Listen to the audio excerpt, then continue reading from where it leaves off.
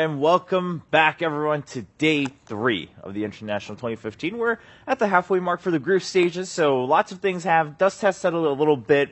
We have some clear leaders, some lagging a little bit behind, but definitely still the middle of the team, or middle of the group teams. I was going to say middle of the pack teams. I can't get my phrasing right today. It's been a long week already, but middle of the pack teams definitely have a lot to fight over. Of course, I'm your host, William Cho, also known as Chobra, and our three experts or analysts, Cinderin, Merlini, and Winter. Hope you guys are doing a little bit better than I am today, because I'm tripping over all my words already. You look good. Well, I'm glad I look good, but I'm not just here for the pretty face, okay? I'm here to talk, Sin. Come on. All right. What about you guys? How are you guys? Are you really guys excited for the first match, Secret versus LGD. That's right. That's probably the one I've been looking forward to the most. Yeah.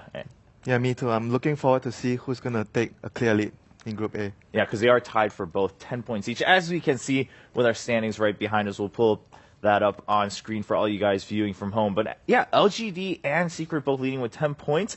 I mean, LGD coming out strong from day one, and Secret a little bit of a slip against Fnatic, but that didn't hinder them afterwards. They just said, all right, well, Secret's back. I mean, welcome back to our game, ladies and gentlemen. They just went through the drafts and whatnot. Got a lot of their signature heroes. Now they have 10 points with the same record. So here, if either team 2-0s, that's just going to put them in the clear lead for sure. And if they tie, well, that's also an exciting storyline going into the bracket stage as we move onward next week. In Group B, a bit of a closer group, we could say. I mean, EG now finally edging out with 8 points. They definitely seemed a lot more on point on day 2. What do you guys think about EG right now? The way they played when they played their best, I think they're definitely showing why they're expected to go top 4. So if they can keep that up, and also their drafting has been really cool, refreshing, very different. And you know, going into a major tournament, PPD always has some plans, and we saw one of them yesterday. They if you will, burnt a strategy with the Enchantress offlane. To get a key victory over Vici Gaming. I think that's definitely a team that's worth burning a strategy on. Yeah. So they know what they're doing. Yeah, and that puts Vici at a 1-2-1 record. So already Vici now having to fight a lot if they want to get back into the top 4, or maybe they might even risk like fighting for 4th, 5th if everyone kind of ties with them. We might have some of those situations. What about you, Ben and Winter? Ben, any teams that really stand out to you? Of course, yesterday we discussed Newbie, kind of surprising everyone by taking games off of the strongest teams in their group. Yeah, I think they can actually 2-0 some teams with the way they've been playing. And again, just not many teams have been prepared for the way that they played. It looks like they play very standard, though. I wouldn't, like, if I just look at their replays without any of the names, you'd be like, oh, this is just a normal 6.84 strategy. But the way they play is still, still shows why they were TI4 champions.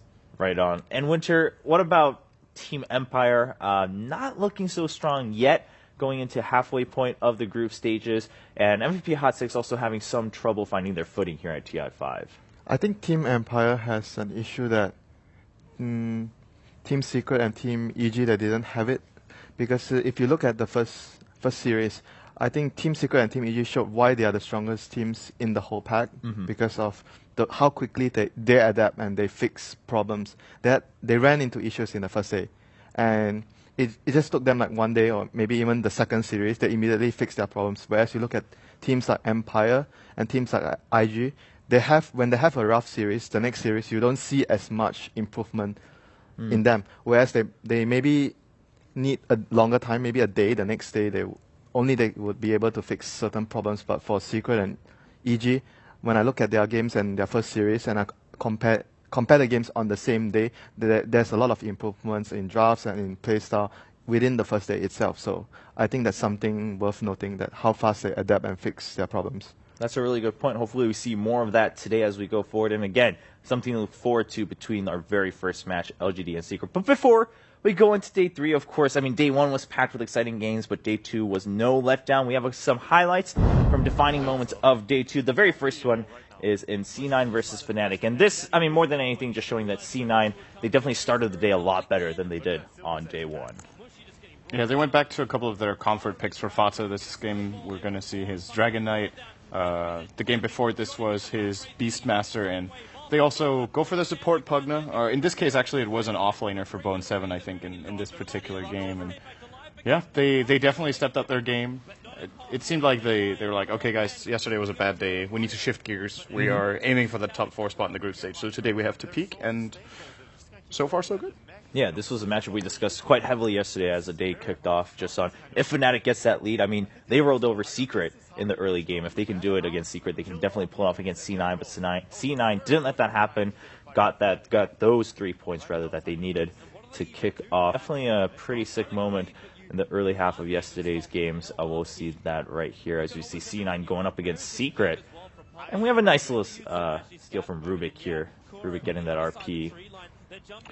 Kuroki is incredible when it comes to positioning with his Rubik. He's, you know, this is something I was talking about yesterday when it came to, I think that was actually what I was talking about Cloud9 compared to teams like Secret and EG, how Secret and EG are just that bit better at thinking one step ahead. And you just see, it's also something I think S4 has said in, I think he said in an interview that the way they play and the way they approach the game before they do, and they prepare for it. So in this case, what's the worst thing that can happen? We're clumping up in Roche, we get RP'd. What's our counterplay? We put Rubik outside, we let them RP us, because then we turn that bad play into a good play for us, and bait C9 into a bad position. Right on. And as we're talking about that, we go forward. We had a couple, 2 games of Techies yesterday, and Complexity just completely dominating with Techies against IG. We saw some of these highlights yesterday. Quite a few kills with those mines. Winter, what are your thoughts on Techies already having such a high count in TI5 so far? I think for this game, it's particularly effective because IG had so many melee heroes. That's like a huge thing. Like against Techies, you want to have the right heroes to demine or destroy his mines around the map, and his remote mines and the land mines as well. Oh! But usually you see either illusion-based heroes or like Zeus, for example. But they have nothing in their lineup that deals with mines as well. Yeah, and this is a scene we talked heavily about yesterday, Ben. I mean,